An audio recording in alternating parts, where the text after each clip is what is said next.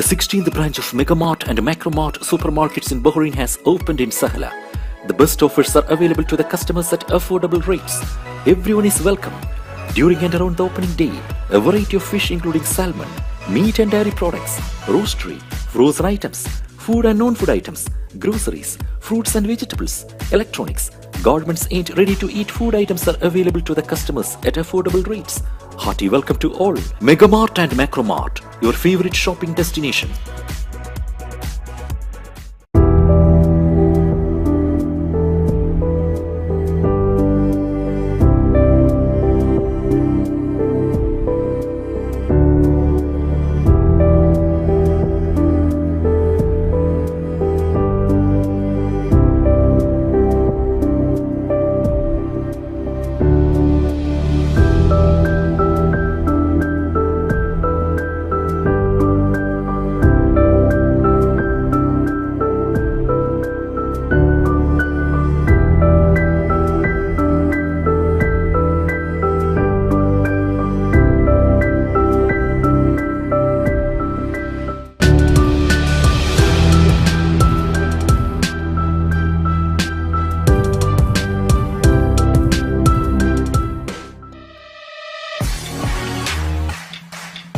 The exclusive franchisee of Cochin Kala Bhavan in Bahrain, with over a decade of existence in Bahrain. Exclusive online regular classes have started for classical dances, music vocal, instrumental music, cinematic dance, Kathak, Zumba body fitness, karate and yoga, drawing, arts and craft, children's theatre. For more information, please call 3909 6845 3909 4806 38 85 2397 or visit www.bahrainmediacity.com.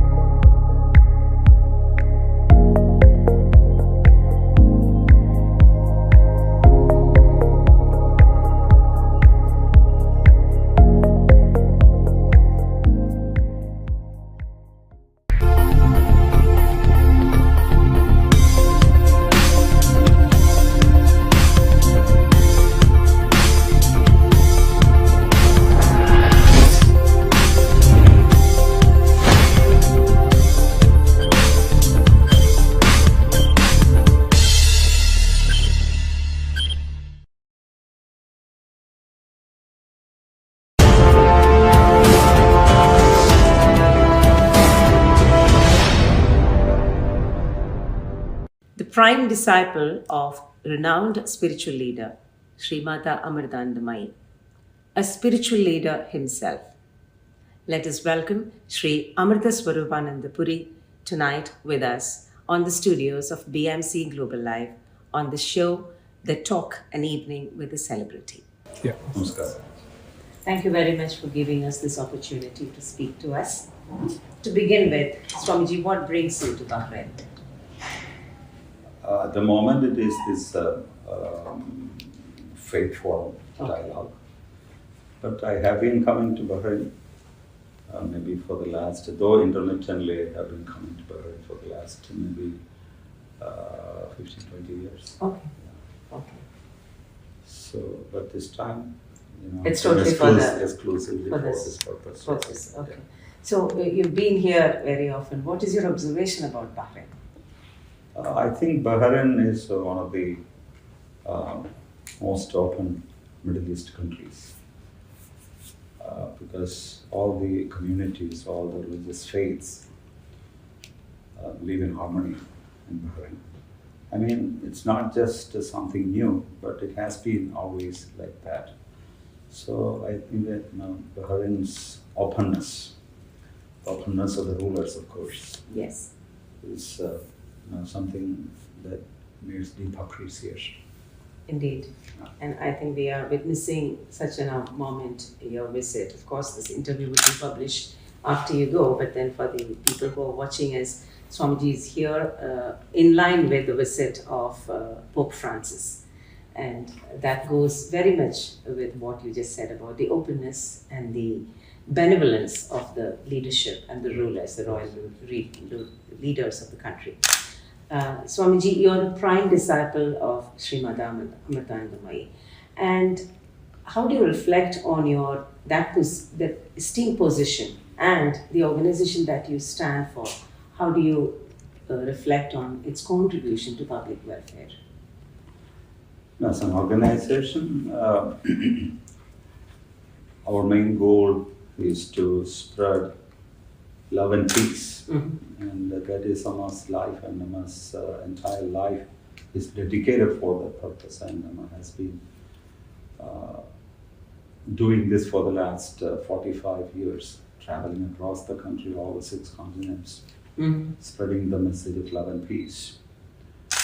But in addition to that, we have also been engaged in humanitarian activities, also educational, healthcare, and I would say there is no area where Amma has not gotten involved in almost all major areas of life, and it is not restricted within India. Amma has always been wherever there was a calamity, wherever there was a disaster, wherever there was a need for the poor and needy, Amma has reached out to those people. So, contribution, of course, it can be of various types. Because in today's world, emotional health Matters most a lot. important. Yes. Intellectual balance is also important. When I say intellectual balance, mental balance is also included. Because imbalance in all areas of life is what causes problems all over the world. We have, I think the entire humanity has failed to create a balance between health, wealth, and knowledge. So creating a balance between health, wealth, and knowledge is most important, the most relevant in today's world. If that is not maintained, because we already, the nature, the entire creation is off balance. And we have to somehow bring it back to regain that balance, that lost balance, at least to some degree. And that's the biggest challenge. Otherwise, greed in every single area of life, corporate greed, political greed, and in every single area, even religious and spiritual areas will be completely devoured by greed. So that's what's happening. I mean, this has been coming in bits and pieces. We have never realized it. So this is not something that suddenly popped up, surfaced in one fine morning. We means humanity, has been contributing to come to this point. So even the biggest threats that humanity is facing in today's world, such as global warming and climate change, how did it happen? It's really because of greed. We exploited nature. We exploited everything. Yes. We stepped out of the limits. Do you think mankind has learned a lesson? Did COVID teach us a lesson? What is your take? COVID taught us a lesson, but for how long is the question? Because people are alert, aware, but at the same time we have this nature of forgetting our lessons. We need reminders. Yeah. So, but the reminders should not be like this, you know, As like costly. a big shock, Yes. you know, like Yes. a calamity Yes. such as this, like a pandemic or something like that, which encroached into precious 3 years of human life. You know, Yes. people who were 57 are now 60, and people who were 70, 77 are 80 now. You know, 3 years. It's completely lost. So contribution means, you know, you can contribute in all areas of life. It can be objective, it can be subjective. We actually need more contribution for the subjective development, unfoldment of human beings, because there is an identity crisis, there is an emotional crisis. We are blocked intellectually. And we are channeling our energies in the wrong direction. So this is not at all healthy, and this will create the destruction of the entire humanity, you know, as scientists predict. I've predicted indeed, Yeah. yes. So Let's hope that we don't have to see that day. Let's hope hopefully, man wakes up. provided, you know, we learn the lessons that we are supposed to learn. Indeed. Swamiji, you are the prime disciple of Amma. And that comes with a lot of responsibility, isn't it? How do you look at it? And tell us a little bit about your association with Amma. How long have you been? I have been with Amma for the last 43 years. That is, you know, I first met Amma, or I would rather say Amma found me in 1979. Okay. And since then I have been with Amma. So I have dedicated my life for her activities, for whatever she is doing in this world. And, you know, of course, yes, there's a lot of responsibilities in the sense, you know, maybe it is not necessarily the organizational responsibilities. Organizational responsibilities are certainly there, but moreover, on top of all, it is the responsibility, the spiritual responsibility, the moral responsibility, the ethical responsibility I have towards myself and also society as a whole. Mm-hmm. So, you know, Amma has been preparing me to discharge, you know, whatever has been entrusted on me. Right. The audience out there definitely would want me to ask this question to you, something from the spiritual realm. They say desire is the root cause of misery. Is desire wrong from a spiritual realm? How do you observe it? Desire, I wouldn't say desire is wrong. You know, the desire to have a cup of tea in the morning is not wrong. The desire to go for a walk is not wrong. But we definitely know what is desire that we're speaking Yeah, but here. desire, you know, for example, you know, in today's world, there are basic necessities such as, you know, food, clothing, shelter. Mm-hmm. But in today's world, having a phone, a cell phone, or having a laptop, you know, cannot be seen as a luxury. Mm. Maybe in late 90s, having a cell phone was a luxury, but yeah. now not anymore. So having one cell phone is not a luxury, but if you want to buy a phone every time a new model comes to the market, is an unwanted desire. You know, that's craving. Mm-hmm. So desire can easily slip into craving, which is destructive. Yeah. Which is destructive. So otherwise, you know, people have you know, basic needs.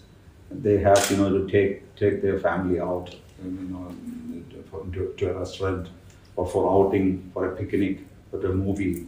Those are all desires, but you cannot call it unnecessary or bad desires or bad habits. Or a destructive one, yeah.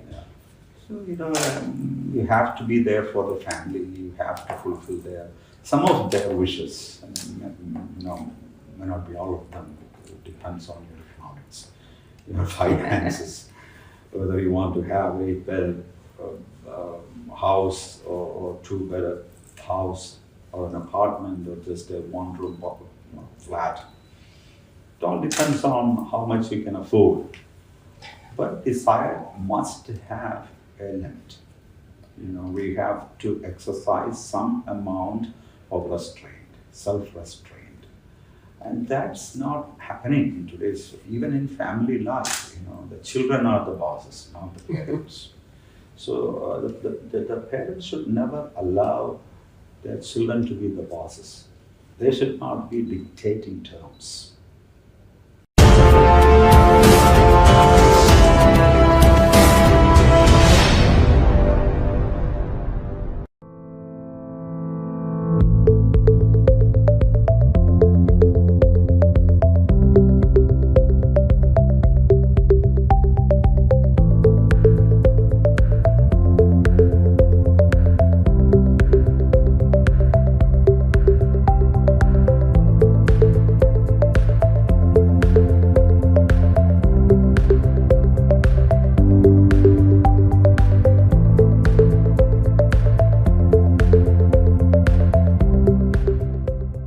The 16th branch of Megamart and Macromart supermarkets in Bahrain has opened in Sahala.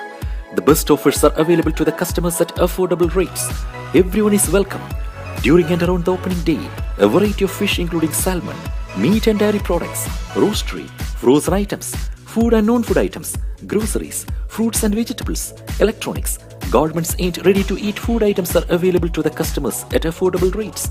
Hearty welcome to all. Megamart and Macromart, your favorite shopping destination.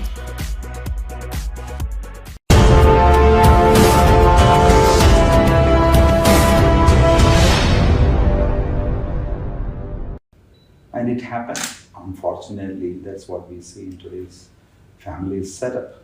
Yeah, The children dictate terms. unfortunately. And they may even blackmail the parents. And the poor parents, because, in the name of love, they yield to all the unhealthy desires or wants of their children. So I think that the parents have to be educated more with the children. So otherwise, the younger generation is going in wrong directions. They are going astray. So it has become a completely money-oriented society. Money is okay, but money is something that we should use. It's just like alcohol or any intoxicant. We should not allow money to use us. Yes. So money can make you blind, totally blind. You can get lost. Thank you for those words of wisdom. And to touch upon the time that you are in here, Pope Francis is here or visiting the country with a message of peace. And peace, there was a time when we used to discuss peace in the Middle East, peace in the GCC, or peace elsewhere. But it has come to a time with peace in the world. We're talking of peace in the world. Can I have your observations on this? Amma had a meeting with Pope Francis in 2014, if my memory doesn't fail me, and that was actually a completely different topic. That was human trafficking was the main topic that was discussed at that time, and Amma shared the same platform in Vatican with the Pope. The today's topic, as you mentioned, peace. It's not today's topic. It has always been relevant. Yes. Peace has always been, but conflict has always been there since time immemorial. There was always war. There was always division in society. There was no time when there was absolutely peace and peace alone. So conflict, as long as human beings are identified with the mind, or rather, as long as human beings have a mind, conflict will be there. Because conflict exists in the mind. It is the nature of the mind. There is hatred inside, there is jealousy inside, there is anger, there is violence. There is also peace, there is also love. So it's already there, but it's like, it's like there's a beautiful example of Amma. It's like 4 horses tied on the same chariot, but all 4 horses are moving in 4 different directions. So then it is one mind, but it becomes 300 minds. Just imagine, the body is in one place, the emotions are in another place, the mind is yet in another place, and the intellect wants you to do something else. So this is a situation. So as long as this, this situation exists within us, we are carrying it everywhere we go. So it is inherent, even though peace is the real nature, love is the real nature. But this has somehow somehow become the predominant nature of human beings all over the world. So peace, of course, peace is a global need. Love is a global need. But why peace and love? If there is love, there is peace. If there is peace, there is love. So you only need to follow one quality, one virtue. It's just like, love is the fundamental principle. And everything else, all the positive qualities such as compassion, kindness, mercy. Everything follows. Those are all offshoots of love. Every religion teaches us the same so thing. in a similar manner, grief is the fundamental negative quality. And jealousy, hatred, anger, depression, those are offshoots of grief. So, but both exist within us. Someone says both Ravana and Rama are within us. So it is our determination or our decision what we should foster. So suppose we see a poor child, an orphan child who has not eaten for days, and we feed the child. We buy some food and give it to the child, and the child is so happy. That is spirituality. You are spiritual at least for some time. So every single person in the world is spiritual. We don't call it by that name. So what are spiritual people, real spiritual people doing? They are expanding that space. That space of love. But for normal people, ordinary people, it arises or manifests on certain moments. When you see a crying child, a starving child, or even to your own children. You are spiritual whenever you feel compassion, whenever you feel love, whenever you feel loving. Those moments, you are a spiritual person. So spirituality is the inherent nature. It is not something that we need to be cultivated. Every single human being in this world are spiritual. Let us hope that the world wakes up to more of love. Yeah. But the other qualities, other negativities are cultivated. For example, I'm thirsty. So I can quench my thirst just by having some plain water, still water. It can be tap water, bottled water. But if you insist that I must have Coke or 7-Up or Pepsi, that's a cultivated habit. So spirituality is not a cultivated thing. It exists within every single human being. It's a very enjoyable discussion. Before we conclude, I know you have Amma has a lot of disciples in Bahrain, and a very active group is existing in the country. What is your message to the disciples as well as the larger Indian diaspora, which forms a large part of the expat population in the kingdom? What would be your message? See, every single human being in this world, whether he is a devotee or a spiritual person or an ordinary person living in the world, an atheist, a politician, a social worker, or a CEO of a multinational company, they all think, every single person thinks that I'm right and the others are wrong. Whether they are Amma's devotees or otherwise. Everyone thinks I'm right, they are wrong. That has to be corrected. So this is what Amma teaches. Just listen to others. They may be wrong. You may not accept it. That's okay, but just listen. So listening is very powerful. Listen to the other person with a smile on your face. And later on, you can contemplate on it. Don't say anything, don't comment. Don't say, no, you are wrong or you are right. Or just don't be a hypocrite. Go back home, sit there and contemplate, meditate on it, introspect. And then you have some time. When you pause and think about things, you will sometimes realize that the other person was correct and you were wrong. So whoever you are, regardless of your area of work, or personality, or religion, or faith, just accept others as they are. And listen to, at least listen to them. As Amma says, it's not just financial help. That's not the only way to help others. Just a smile, just a kind word, just a lending hand. That can do wonders. That's what Amma does. She simply hugs everyone who comes to her. And so far Amma has hugged 45 million people across the world.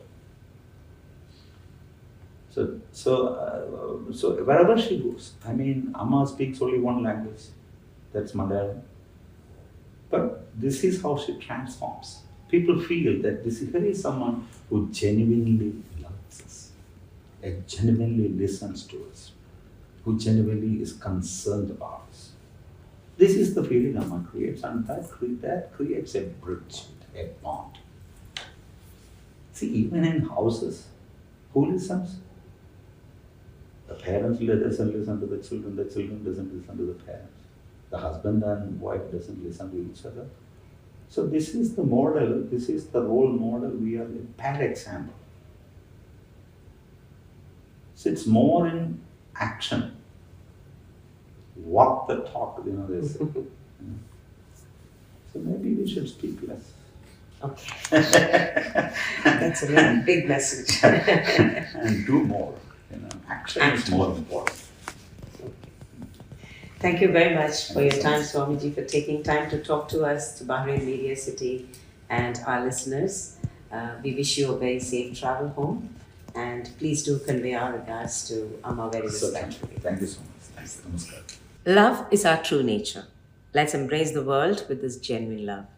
That was Sri Amritaswarupananda Puri, the prime disciple of Mata Amritanandamayi, with us on the BMC studios on the show The Talk, an Evening with a Celebrity.